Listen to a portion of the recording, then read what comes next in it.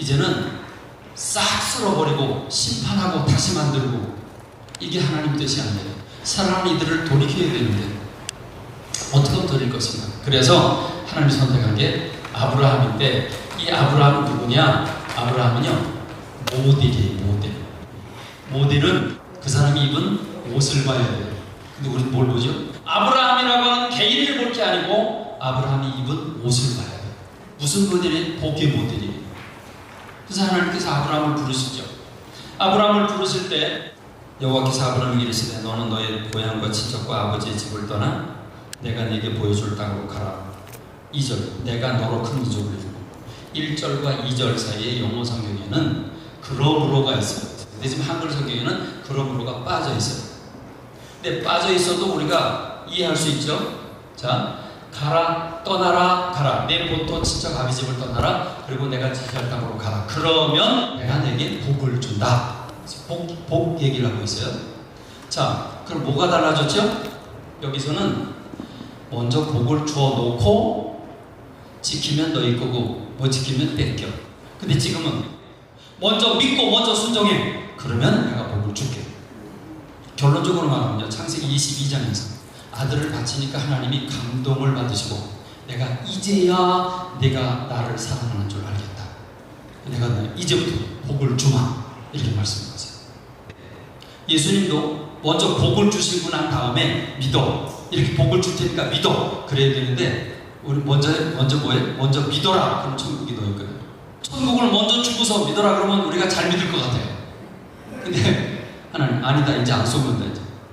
자, 언약이라고 하는 차원에서 언약의 방법은 첫째, 믿고 신뢰하고, 두 번째, 실천 행동에 옮기는 건데, 믿고 순종하는 건 구약과 신약 전체 흐르는 흐름인데, 그래서 떠나라 가라. 근데 이게 보통 어려운 게 아니에요. 이게 어디를 떠나래? 내 고향 친척 아비 집을 떠나래.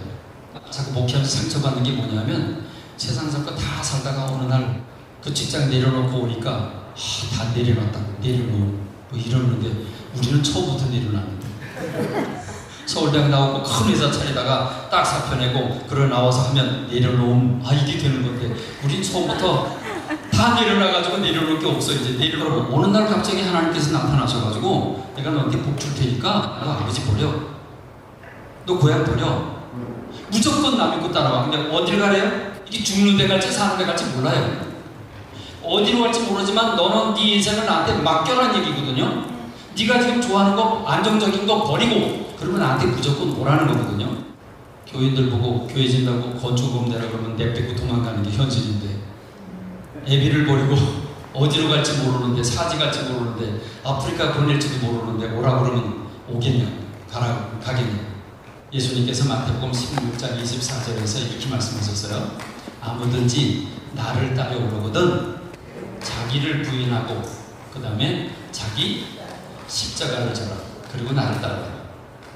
우리 나라고 하는 인생은 모자이크 인생이고요. 모자이크. 나라는 인생은요, 넉마주 인생이에요. 넉마주. 놓고서 잡지 색깔 있는 거 다 뜯어가지고 잘라서 여기서 찔끔 저기서 찔끔, 그죠? 넉마주의가 뭐 하는 사람이에요? 그리고 큰 통 가지고 다니면서 쓸만하다 싶으면 주워놓고, 그죠? 여자가 언제 제일 아름다울 때냐면요, 머리가 일단 길어야 돼요. 긴 머리를 뒤로 이렇게 넘길 때 하얀 목덜미.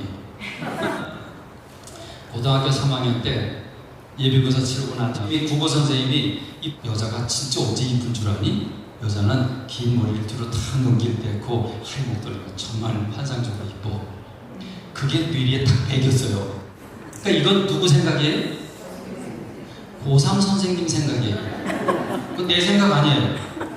여러분 인생을 살면서 학교 선생님 또는 친구 또는 선배 또는 후배 뭐 사장님 해보고 경험, 상식, 친구들 이런 얘기들, 그래 그거 좋구나, 요거 하나 그게 괜찮아 그게 쓸만하니 우리 인생이 넉마주의예요. 나이가 많을수록 다 누구 거 갖고 있어요? 선생님 거거나 친구 거거나, 그렇죠? 세상 거에 다. 특히 요새는 아주 열불나요. TV를 하도 보고 나서 계란 뭐 2개 먹지 마라, 하나만 먹지 마라, 뭐 노란색 먹지 마라. 여러분 미역국을 끓일 때 고기를 넣으면 맛있어요? 느끼해요? 정답이 없어요. 정답이 없어요. 자기가 먹고 싶은 대로 먹으면 되는 거지. 근데 왜 여전교에서 왜 싸우냐고. 목사님 생일할 때 목사님 미역국 끓이는데 고기 넣어라! 아니 목사님이 좋아하면 넣으면 되고 목사님이 고기 넣은 거 싫어하면 빼면 되는 거지. 다시 말하면요, 우리가 가지고 있는 내가 옳다라고 주장하는 것, 내 생각엔 내 생각 아니야. 그 옛날 국어 선생님 생각이죠. 이게 우리 인생이 이래. 그러니까 자기는 뭐예요? 자기. 나는 누구예요? 나는 죄인으로 태어나서 내 주변 죄인들의 얘기를 들으면서 오늘 나를 형성해 왔어요. 그게 누구냐? 고향, 친척, 아비야. 그거 못 벗어나. 그거 벗어나라는 거예요. 네 고향, 친척, 아비 집을 떠나라. 그게 뭐냐? 예수. 이건 구약인데 신약에서는 예수님이 아무든지 나를 따라오거든 자기를 부인하고 자기 십자가를 지고 나를. 십자가를 지면 나는 어떻게 돼요? 난 죽어요. 내가 죽으면 안 되지. 내가 살아야지. 그래서 십자가 안 지는 거예요. 가라는 거는 너를 내려놓으라는 것이고 주님이 뭘 시키든지 그대로 순종하라는 건데, 이거는 이제 다른 사람 위해서 네가 존재하는 거거든요. 청지기 인생으로 돌아가라는 거예요. 이게 아담과 하와에게 주신 말씀이에요. 네가 권력을 누리는 게 아니고 너를 위해 사는 게 아니고 다른 사람을 위해서 존재하는 거예요. 그래서 내가 져야 할 십자가가 있어요. 그 가정의 십자가가 있고 내 십자가가 있고. 근데 요즘 참 괴롭고 힘든 거는 자기가 좋아서 결혼해놓고 부부싸움 왜 나한테 와가지고 자꾸 하소연을 하고, 그리고 둘 얘기 들어보면 둘 다 전혀 양보가 없어. 이거예요. 자기를 부인하고 자기 십자가를 져라. 이게 아브라함 보고 요청하신 거예요. 그러니까 여러분, 떠나기가 쉬워요? 우리 어렸을 때 부흥 강사님들이 참 재밌게 잘했어요. 그때는 부흥회도 많고 막 그랬어요. 근데 부흥회 하면 우리는 똑같은 얘기를 많이 들었어. 들어와도 복을 받고 나가도 복을 받고 떡반죽에서 복을 받고.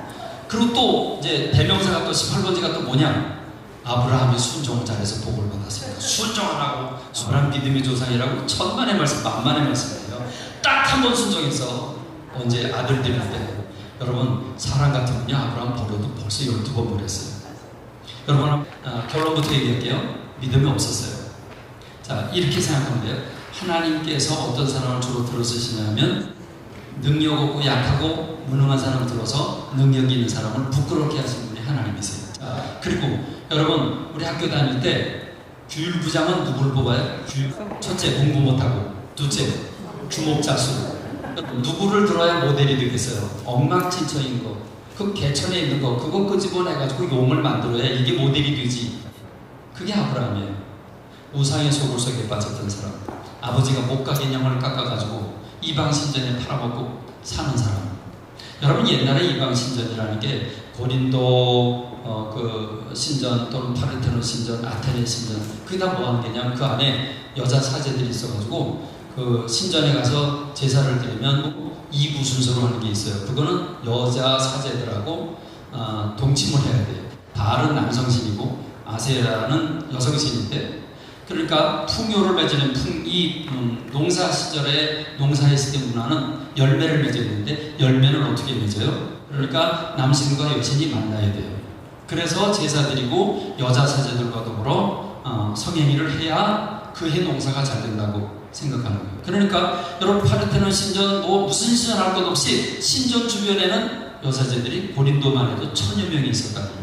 지금도 인도 그 캘커타에 있는 그 유명한 그 뭐 갈리를 비롯한 여러 성전 주변에 우리 말로 하면 창녀촌들이죠. 그 사제들 그게 아주 엄청나게 밤이면 요란한 도시가 됩니다. 그러니까 아브라함이 살고 있는 삶의 환경이라고 올려야 되고 그러면 음란해야 되고 그럼 세상 것으로 가득 차 있는 게 그렇게 먹고 살아가는 게 아브라함이에요. 하나님께 아브라함이 떠나라. 우상의 소굴 속에서 떠나서 그래서 내가 제시하는 곳으로 가라. 이제부터 내 인생을 나에게 맡겨라. 이 아브라함을 부르셔서 결국 아브라함 한 사람에게 복 주려고 하는 게 아니라 내가 너로 내 이름을 창대케 하고 마침내 큰 나라가 되게 하리라. 그리고 이 나라를 통해서 하나님이 완전한 모델로 쓰시겠다. 그 나라가 이스라엘이죠. 하나님이 부르신 선민이에요. 선택. 하나님이 거룩하니 내가 거룩하니 너희도 거룩해라. 그래서 거룩한 백성. 그러니까 이스라엘이 되는 조건이에요. 그 조건은 출애굽이에요. 출애굽을 해야만 돼요. 우상의 지금 이집트라고 하는 세상 한복판에 있는 그들을 떠나게 해서 불러내서 하나님이 원하는 곳으로 가라 말씀하신 모델, 그게 아브라함이고 아브라함의 후손인 이스라엘이에요. 창세기는 아브라함이라고 하면 출애굽기는 이스라엘 민족의 이야기예요. 그러면 이스라엘 민족의 얘기가 누구 얘기예요? 우리 얘기예요. 우리는 어떤 사람들이, 우리는 세상에서 하나님 없는 이 세상 속에서 성령의 감동과 역사를 통해서 한 사람 한 사람 우리를 끄집어내서, 그렇죠? 우리를 본토 친척 아비집 육신적으로 떠나지 않았지만 우리를 이 세상 죄가 많은 이 세상 한복판에서 우리를 선택하시고 우리를 불러내서 거룩한 하나님의 백성으로 삼아오신 거룩한 제사장 나라가 되게 하신 베드로전서 2장 9절에서 말하는 그 왕 같은 제사장, 그 우리들이에요. 이게 성경은 계속 똑같은 내용으로 흘러가고 있어요. 다른 게 아니라 구약에 있는 내용이 신약에 완성하는 것 뿐이에요. 조건이에요. 팔복의 첫 번째가 뭐예요? 심령이 가난한 사람 복이 나니 천국이죠. 심령이 가난한 건 겸손한 걸 가리키죠. 난 아무것도 모른다고 자기를 부인하는 거예요. 심령이 가난한 사람, 자기를 부인하고 주님 앞에 찾아오는 사람, 천국의 시민이 돼요. 그러고 나서 사람들을 보니까 너도 못됐고 너도 못됐고 나만 잘났어. 근데 이제 사람들이 야, 너 이렇게 못됐냐 그러면 이렇게 얘기를 하죠. 야, 너 나 못된 줄 몰랐냐? 네가 내 속을 알면 까무러칠걸? 이렇게 얘기하면서 이제 다른 사람이 뭐라고 해도 화를 내는 게 아니라 온유한 사람으로 바뀌어져 있어요. 그리고 이제 더욱더 주님을 바라보면서 의에 줄이고 목말라요. 하나님께서 배부르게 하시는 거죠. 그리고 주님의 마음을 품고 사람을 보니까 이제는 온유할 정도가 아니라 긍휼히 여기는 거예요. 저 불쌍해 보이는 거예요. 저 남편 맨날 저 짓거리 하는 거 이제 보니까 옛날에는 저 때려 죽일 놈인데 이제는 불쌍해요. 그리고 더욱더 주님을 닮아가요. 그래서 마음이 청결이 이루어져. 그 주님을 보는 거예요. 환상과 계시를 받아서 보는 게 아니라 주님의 마음이 느껴지고 주님의 마음이 내 마음속에 전달이 되는 거예요. 그리고 이젠 하나님의 아들이 돼요. 그래서 평화, 복음을 해서 사람들을 전도하고 영혼을 구원하고, 그래서 평화의 아들로 하나님의 화목의 아들, 하나님과 사람 사이 원수진 거를 회복하게 하는, 화목하게 하는 사람이 된다는 거예요. 주님을 위해서 핍박받는 단계까지 가니까 천국에서 상이 큽니다. 이렇게. 그러니까 아브라함을 부르신 이유는 그 죄 짓는 환경 속에서 떠나서 내가 지시하는 곳으로 가서 하나님이 원하는 사람으로 키우기 위해서. 그래서 하나님이 아브라함에게 복을 주심으로써 봐라 저 아브라함 봐라, 여기하고 똑같아요. 저 바벨탑 바라보면서 사람들이 똘똘 뭉쳐서 하나님께 우리 이름을 내죠. 나라야, 여기도 나라고 여기도 나라인데 이건 세상 나라고 여긴 자기네 이름 높이려고 그랬고, 여기서는 하나님이 아브라함의 이름을 하나님이 높여줘. 봐라, 하나님 믿는 사람은 이런 복을 받는다. 너는 복의 근원이 된다. 넌 복이 된다. 너 복 자체가 된다.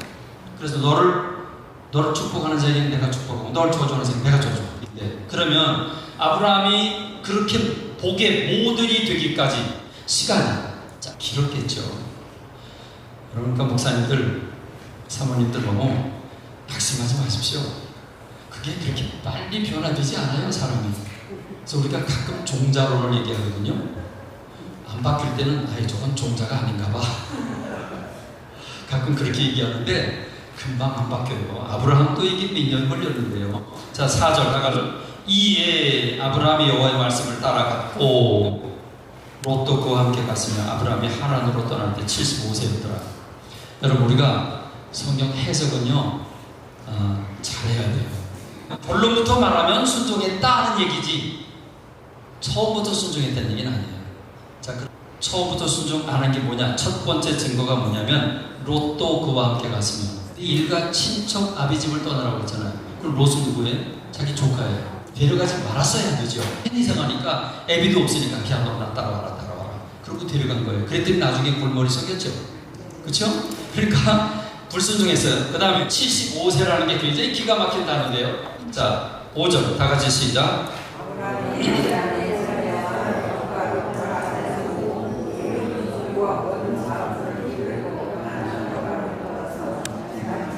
그래서 하나님께서 아브라함을 어디서 부르셨죠? 갈대아 우르에서 부르셨지 하란에서 부르신 거 아니에요. 그럼 하란은 어디냐면 아버지 데라가 자기 가족들을 다 데리고 이사를 와서 그 이사를 온 데가 하란이에요. 근데 하나님 어디서 부르냐면 부르기 전 우르에서 불렀어요. 그 우르에서 하란까지 같이 왔는데 아버지 집을 떠나지 않았어요. 그럼 순종한 거야, 안 한 거예요? 순종 안 한 거예요. 하나님이 갈 때 우루에 있을 때 불렀어요. 근데 지금 하란에 왔다고. 그러니까 아버지도 이미 죽고, 그러면 이게 벌써 세월이 한참 걸린 거예요. 그런데 하란에 와가지고 무슨 일을 했는지 봅시다. 하란에서 모은 모든 소유와 얻은 사람들을 이끌고 가나안 땅으로. 근데 하란에서 뭘 했어요? 돈을 벌었어요. 그때 돈 버는 수단이 뭐였죠? 자, 그러면 양과 소, 뭐 나귀, 뭐 이런 거예요. 그럼 아브라함이 군사를 길렀나요, 안 길렀나요? 길렀어요. 군사가 몇 명이에요? 318명이에요. 그 소떼, 양떼, 나귀떼가 많은데 이걸 주변에서 군침 생길 거 아닙니까? 그러니까 군인들을 불러 모아가지고 군인들을 통해서 이제 지키는 거예요. 그런데 자, 318명도 다가 아니에요. 소돔과 고모라에 자기 조카 롯을 구원하러 갈 때 보낸 사람이 318명이에요. 군인이 500명이라고 쳐요. 그러면 부인도 있을 거 아니에요. 그러면 소 키우는 사람도 있고 하녀들도 있고 다 있을 거 아니에요. 하란에서 모은 모든 소유. 소가 1년에 한 번 나요. 1년에 뭐 10대 번 나는 거 아니에요. 한 번 날 때 12마리 나는 거 아니에요. 그리고 사람들도 샀어요. 사람 샀다는 얘기는 지금 이제 군사 뭐 이런 사람들을 샀다는 거죠. 그래서 아브라함이 큰때 부자였어요. 그러면 여러분, 하란에서 얼마나 개개인 거예요? 하나님이 아브라함을 부른 목적이 누군가요? 이삭이에요. 이삭을 얻으려고 100세의 아들을 얻어서 그 아들을 통해서 예수님의 핏줄을 만드시려고 하는 게 하나님의 계획이었어요. 그렇죠? 그래서 100살의 아들 주시잖아요. 그러니까 핏줄이에요. 그러면 핏줄을 자식을 얻는다 그러면 자식을 언제쯤 얻어요? 1장 끝부분에 자, 셈의 족보는 이러하니라. 셈은 100세 곧 홍수 후 2년에 아르박사는 오래 살 때예요.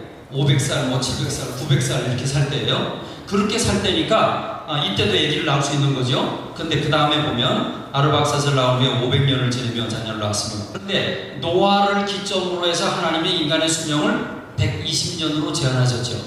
그래서 120년으로 제한한 다음에 어떻게 됐냐? 12절에 보니까 아들을 몇 살 때 낳았어요? 35세. 셀라는 30세. 에빌은 34세. 벨렉은 30세. 루는 수룩은 자, 그럼 봅시다. 평균으로 따져보면 자식을 몇 살 때 낳았어요? 30세 전후에서 낳았어요. 그러면 하나님께서 아브라함을 부르신 목적은 아브라함이 경도 후에 자식을 낳아서 그 자식이 하나님이 주신 자식이라고 하는 사실을 일러주고 그를 통해서 예수 그리스도의 핏줄을 만들어내시려고 아브라함을 부르신 거예요. 그렇죠? 그러니까 하나님이 아브라함을 부르신 목적은 내시로 말미암아 천하 만민이 예수 그리스도가 태어나시게 하는 그 뿌리를 아브라함으로부터 시작한 거예요. 그러니까 아브라함의 결혼과 관계가 있어요. 그럼 이미 하나님이 언제부터 개입하셨냐? 결혼 전부터 개입하신 거예요. 근데 지금 몇 살 때 떠났어요? 75세 떠났어요. 자식 있어요? 없어요? 없어요.